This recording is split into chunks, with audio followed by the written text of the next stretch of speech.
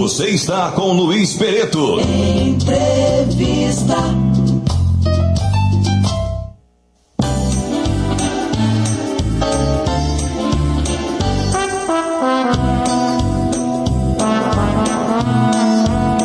Retornamos para mais um bloco do programa Luiz Peretto Entrevista, agora 11h46. Bom dia você que está conosco, bom dia você que está na Mídia FM. E hoje estamos com Gisele Fleming, né? O nome completo: Gisele Guimarães Fleming, socorrense, canadense, empresária, um pouco de tudo. Um pouco de tudo. Mas e aí, vamos voltar então daquilo que nós estávamos falando do seu negócio praticamente, né? Ou seja, daquilo de você levar os produtos brasileiros para o Canadá. Como é que foi a aceitação dos produtos que você tem levado? Na verdade, que você está levando, né? Na verdade, eu tenho trabalhado com o café. Uhum. E eu digo a você, Luiz, que é um desafio.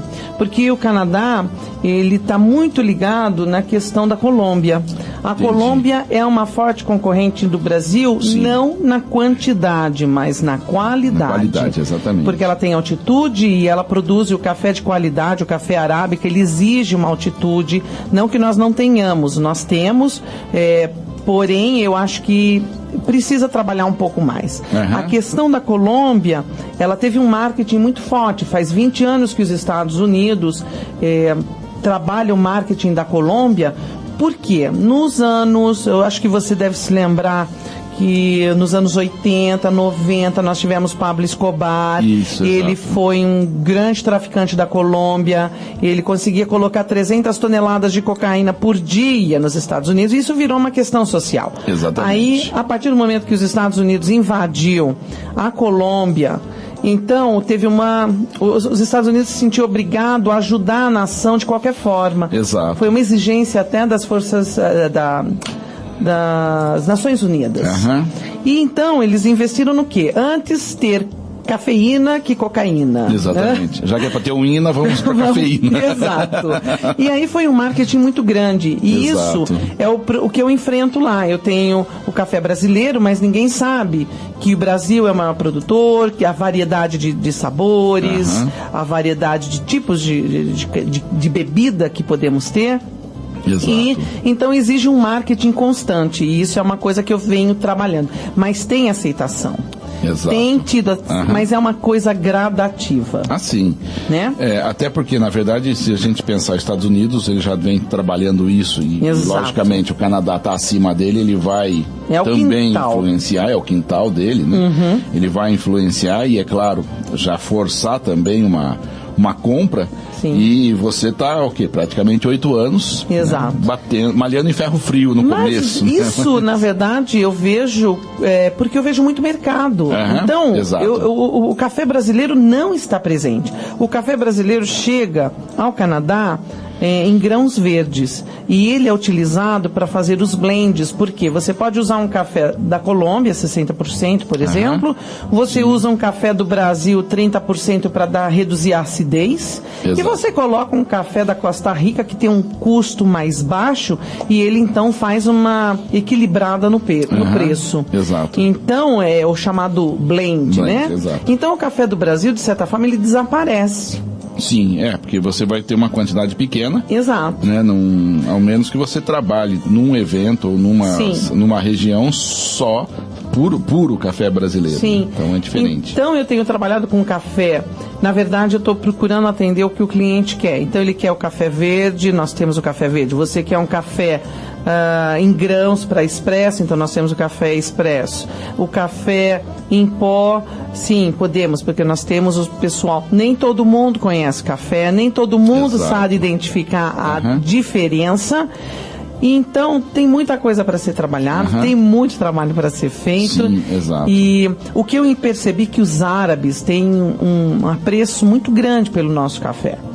E interessante, então eles conhecem, eles querem o nosso café. E eu tenho tido muito mais contatos de árabes. Entendi. Do que do próprio canadense. O canadense ele não conhece. Ele toma o que a gente chama aqui da água de batata, mas tem uma justificativa. A gente não pode esquecer que o café entrou nos Estados Unidos para competir com o chá.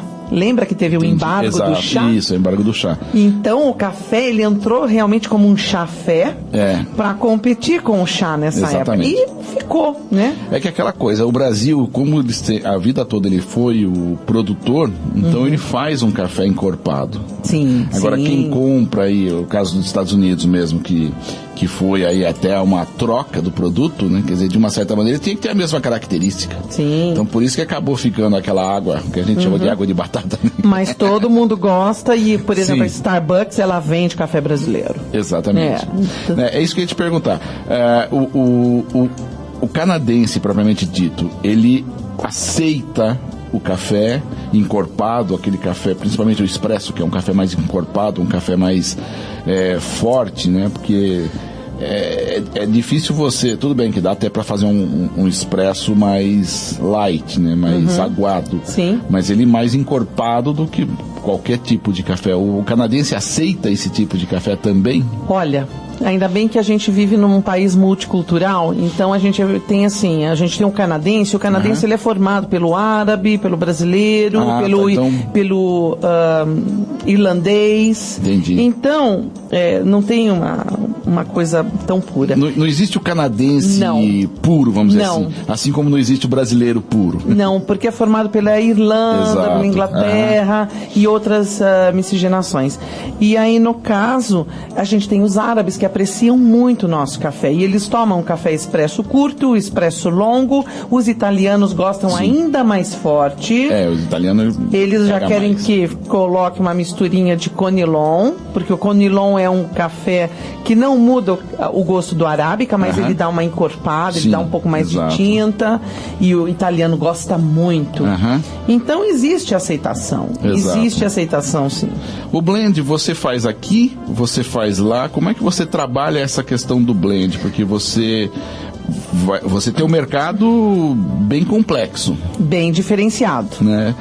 Porque um quer uma coisa, outro quer outra. Como é que você forma esse blend? Onde você forma esse blend? Na verdade... até porque você falou, só para concluir, você falou que você leva o café verde. É uma das formas, não é somente. Uma das formas que você também leva o café verde. Então, como é que você trabalha essa importação lá? Né? Como é que você chega com esse lote? Então, quando o café é verde, na verdade aqui no Brasil você tem várias bebidas, né? Você pode ter uma bebida dura, uma bebida mole, uma bebida dura riada, alguma coisa assim. Então, o que a gente trabalha, a gente apresenta a amostra para o cliente, a amostra verde. Ele vai pegar esse café, ele vai torrar, ele vai degustar esse café e aí ele vai solicitar o que ele quer. Né? Entendi. Ele também pode ter outros cafés que ele próprio pode fazer o blend. Entendi. Então eu tenho o café verde para apresentar e ele vai dizer o que ele quer dentro daquilo ali. Geralmente a gente apresenta pelo menos 3 amostras para que ele possa ter uma noção. Às vezes o cliente pede uma peneira alta, ele fala, eu quero uma peneira 18, 19. Peneira não é qualidade. Sim, exatamente. Né? É tamanho. Tamanho, exatamente. O importante é o sabor. Porque às vezes você tem uma peneira alta, mas também não tem sabor nenhum. Exatamente. Então, isso também. Às vezes a pessoa quer peneira alta e não quer preço. Quer preço, né? Tem pessoa que já paga o preço, mas ela faz questão do sabor. Então, tem esse fator. Agora, quando é um café já torrado, a gente trabalha com peneira 16 acima, até 19, variando a porcentagem, já tem uma torra própria para expresso e já vai para um mercado específico. Entendi. Então, por exemplo, para a Espanha, a gente tem um cliente que ele já sabe o que ele quer. Ele já escolheu. É, às vezes, um pouco difícil manter o padrão, porque a produção de um café num ano não é igual no ano exatamente, seguinte. é isso que eu ia te perguntar. A questão padrão, como é que fica? Porque, às vezes, de um lote para outro já dá diferença, muitas vezes da mesma colheita, mas se faz uma torra, faz outra, já dá diferença. Exatamente, faz diferença. O café é muito vulnerável, né? Então, sempre trabalhando com amostras. Entendi. Sempre trabalhando com amostras e tendo feedback do público que consome, né? Então a gente tem em função da própria venda. E porque Um grão de café, Luiz, pode contaminar 1000 grãos. Exatamente. Então, hoje você compra um pacote de café expresso, tá delicioso. Exatamente. De repente você compra, na semana seguinte, o mesmo café. Ele não vem, porque um grão pode ter contaminado. Exatamente. Um grão pode ter dado diferença. E essa diferença vem da onde? Vem lá na colheita, às vezes o café caiu no chão, fermentou, ou às vezes deu uma chuva, ou o armazenamento que não foi correto. Exatamente. É muito vulnerável. E só quem conhece café que vai entender isso. Sim, exatamente. Então, a grande maioria não entende, não tem essa percepção. Na verdade, o café, apesar dele estar ali torrado, seco, torrado, moído, né, seja em que proporção for, né, ele é vivo. Sim. Ele muda, ele é uma loucura. Não, é muito interessante. Quando você vê ele no microscópio, que você consegue ver os açúcares e você vê como ele consegue, ele absorve qualquer coisa, qualquer produto que tiver perto. Né? E é aquilo que eu falo, o café, eu percebo ali pelo expresso que a gente trabalha, muitas vezes você bota lá um quilo de café na cuba do moinho. Ele tá redondo, ele tá com creme, tá com tudo. Já no próximo lote, às vezes zerou aquele lote, você pega. Muitas vezes do mesmo lote, mas outro pacote, ele já vem, já muda creme, você já tem que regular moinho, já granulometria de moagem, já é o inferno. Na própria fazenda, às vezes você consegue ter diferentes lotes. Exatamente. É a mesma fazenda, você tem na montanha, talvez porque o sol pega de manhã, não pega à tarde, já dá uma diferença no sabor do café. Exatamente. Isso é muito sensível, mas tem pessoas, são especialistas que conseguem identificar, sabe? Algum detalhe, eu não diria nem defeito, mas alguma variação, né? Eu fiz curso de degustação. Isso que eu ia te perguntar, você teve o curso, você tem um paladar apurado? Eu não bebo, não fumo, eu procuro manter isso, porque são os soldadinhos da minha língua que vão identificar. Isso é importante. E é muito interessante quando você prova um café, que você identifica as nuances de um café e outro, e você fala, nossa, isso é uma bebida. E às vezes você faz ali 10 xícaras, você vai provando, olha, deu bebida mole. Na última deu uma dura. Eu falei, mas como isso? Vamos repetir. E tá de novo. Ali você consegue ver se o seu preço vai ser mantido, vai ser abaixado, ou como é que vai ser. Porque a gente fala, quebrou xícara. Aquela última que deu errado ali, quebrou a xícara e quebrou o preço. Quebrou tudo, exatamente. Então, isso é importante, né? Quando a gente vai trabalhar com café, especialmente para exportação. Sim, é porque a exportação ela é mais complicada, porque enquanto não está aqui, você tem outras opções, né? Agora, lá fora você não tem. Muitas vezes o que você falou, é o cliente específico que vai querer aquele blend, aquele padrão, aquela situação. Então, é aí onde você consegue ganhar ou perde. Exatamente. Manter o padrão do café é uma dificuldade. Isso não é uma dificuldade para mim, é uma dificuldade para qualquer empresa, mesmo as grandes, as maiores, manter o padrão, porque não tem, não é uma coisa estandartizada na produção, por mais que você tente. Então tem essa diferença sim. Agora, os outros produtos que você trabalha?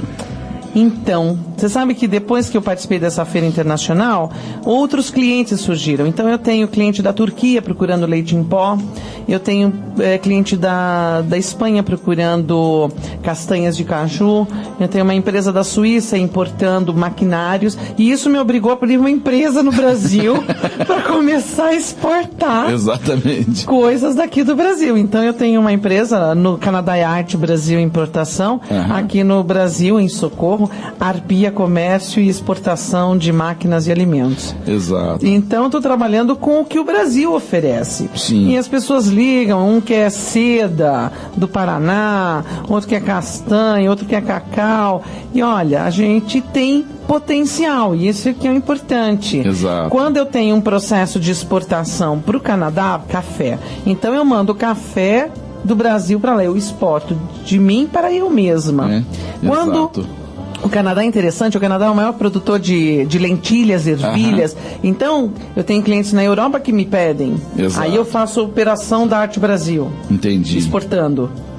E quando eu tenho do Brasil para a Europa, então sai da Arpia para a Europa. E aí eu fico nessa, como você falou, né, nessa ponte aérea. Socorro Canadá. Nossa, que coisa assim. Antigamente eu fazia Socorro Campinas. Era uma loucura. Já era uma loucura. O pessoal já achava que eu era maluca.